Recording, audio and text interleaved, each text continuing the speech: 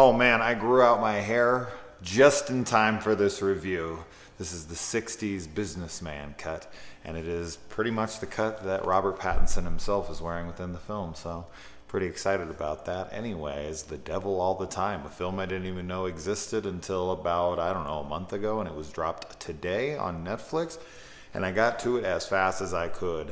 This is directed by Antonio Campos, and this has Campos, whatever.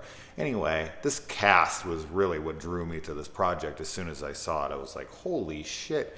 You've got Spider-Man, you've got Pennywise, you've got the Winter Soldier, okay, so you got Tom Holland, you got Sebastian Stan, you got freaking Batman, oh Jesus Christ, Robert Pattinson, all these, everybody's in a superhero movie these days, I guess. You got Haley Bennett, you got Mia Wasikowski, however the hell you say her fucking last name.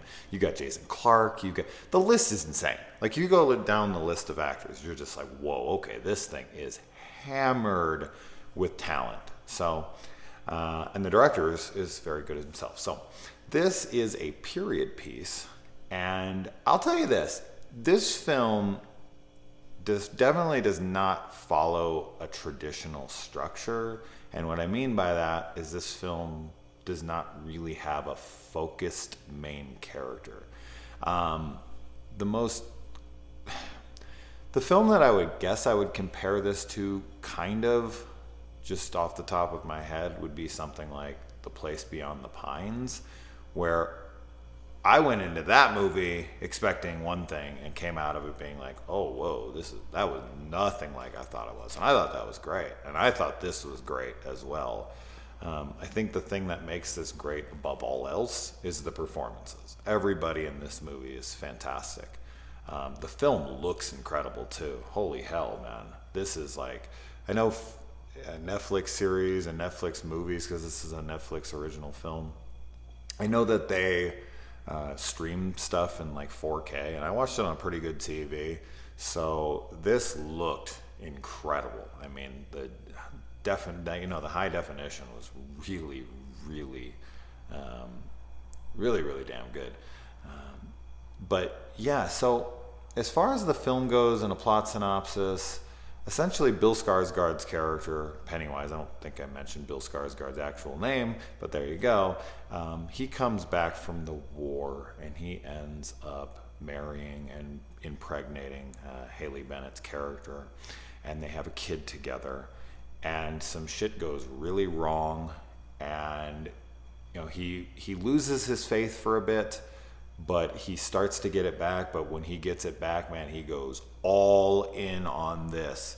And the film has a lot of religious tones, I shouldn't even say tones. The whole fucking thing is very religiously centered. And then, tragedy kind of strikes, and we jump forward in time and we jump backwards in time, and we only focus on certain characters for a very short amount of time, and then we'll flip to other people, and then we'll go back to other people, and you'll wonder how they're connecting. Even though you can kind of see connections, you wonder how it's going to connect in the movie. But mostly it all does. And I mean, I can't really pick out a person that I would give the credit to for like what made this film great, or like, oh, they gave the best performance. No one really surprised me, just because I think everyone in this is great already. But okay, not that I don't think Tom Holland was great before this, because I really like him as Spider-Man, and I've seen him in other things, and he's good as well. But I don't know how many like super serious, dramatic adult films I had seen him in, and let me tell you, this shit is R-rated. There is some dark stuff going on in here. The people in this movie are horrendous human beings. Like, this is not an easy watch. This is a sick to your stomach from some of the shit these people are. There was multiple times in the film I was like, oh, you motherfucker, man. I would kill you 100%. Kill. I mean, these people are just wretched human beings. If you even want to consider some of these people human beings. You know who else was in this movie? Was Dudley from Harry Potter. I was trying to figure out who it was, and I was like, I just rewatched all 8 Harry Potter films with my kids. So I was looking at his face, I'm like, I know this face, but he's so skinny. He's like gaunt. He's so skinny. And so I was like trying to figure it out. I was like, what the hell? And then when I looked it up, I was like, oh my God, wow, he looks dramatically different. As far as negatives go, the only real negatives would be like nitpicks that I don't even dislike. But the only thing that had my brain kind of going this way or that way was there's a lot of conveniences of the film.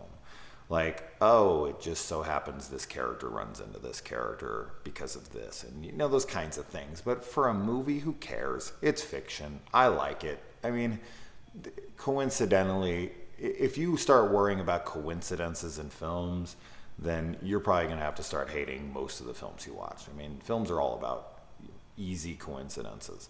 So it isn't really a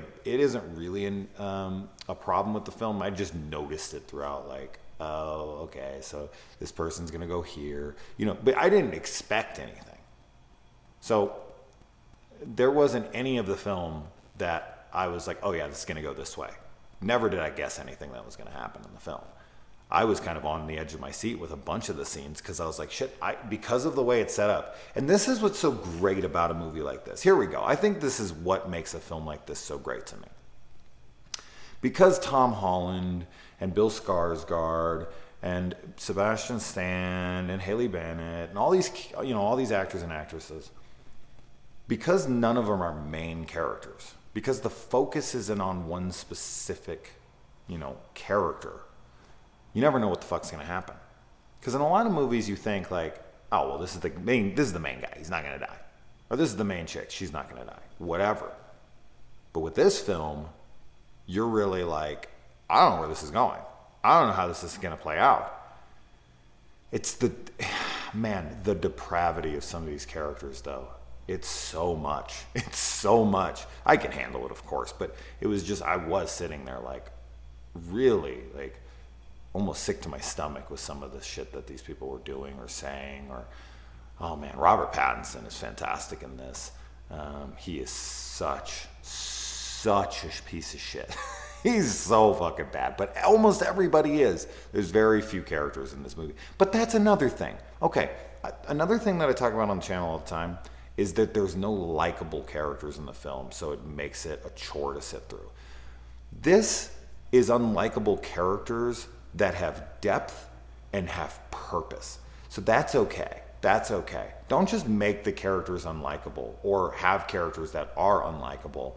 That can hurt the film. But a film like this, and there are likable characters, so maybe that also helped. But regardless, this film, as I said, had a purpose to their characters being awful. It served the overall narrative and where it was heading. And man, the ending of this film was so satisfying to me.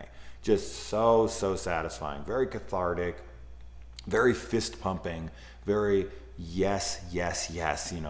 I'll say nothing more about it than that. But man, what a great film. Definitely the best.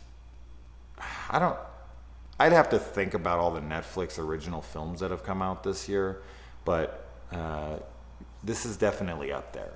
I'm not thinking of anything off the top of my head that I thought was better. This is great. So really looking forward to people's thoughts on this. It's a slow burn. It's 2 hours and 16 minutes long.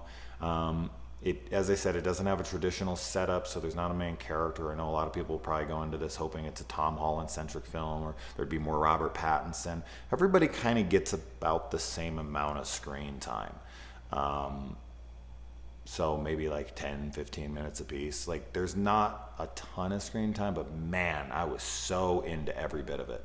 Like, as much as I hated characters, I didn't hate my time spent with them because the performances were so good and because it was so well told and it was so well shot. It was never boring to me. I was never not completely engaged and wondering what was going to happen next. So really, I mean, just this is one of those rare examples where someone has a star-studded cast and actually uses it. There's so many movies I see when almost any time I see a movie that has like this insane cast to it, I get a little like weary because a lot of the times I'll see a cast like that and then I'll go and I'll see it and I'll be like, wow, they really didn't use like half of the talent in that movie. Like, wow, I feel like everyone's talent was utilized here. And there was names I didn't even mention. Absolutely. There's other actresses and actors in here that are excellent. One I can't remember her name offhand, but she plays Jason Clarke's wife in this movie. I know her from other films. Her name is escaping me at the moment. She's fantastic, and there's just so many great performances across the board. So, yeah, real great execution of everything here. Total win for Netflix, and I will be looking forward to your guys' thoughts. Adios.